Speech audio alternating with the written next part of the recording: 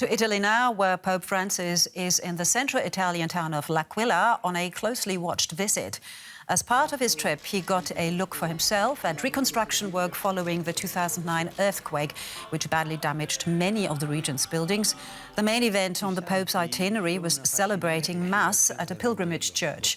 The visit to L'Aquila comes a day after Francis appointed 20 new cardinals, many of whom may one day help choose his successor.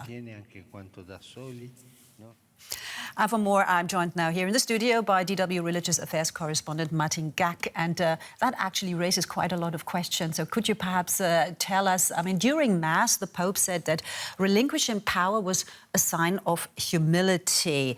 This is surely somehow adding to speculation about his future. Indeed. So there's been quite a bit of speculation, quite a bit of rumor, particularly in specialized press, about the possibility of him essentially stepping out of the papacy. The visit to L'Aquila is itself quite significant because actually in L'Aquila rests one of the only popes that actually has resigned his position. And during the homily, he actually did say that relinquishing power is indeed a form of humility and is an expression of godliness.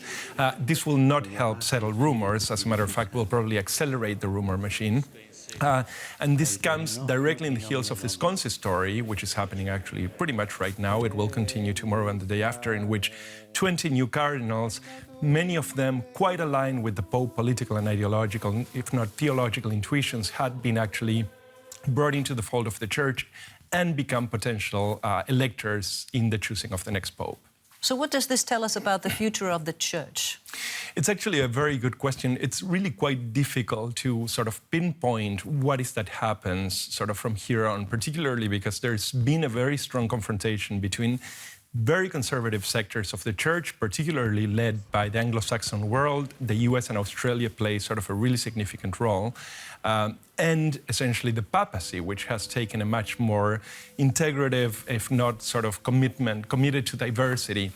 Many of the people that were now made cardinals are people that come from fairly unusual places. For instance, Goa, where there's been for 450 years sort of membership of the Church, but actually no cardinal.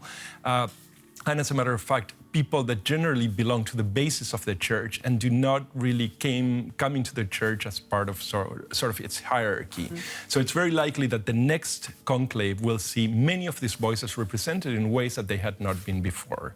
All right, Martin Gack, DW Religious Affairs correspondent, thank you so much for that. You're welcome.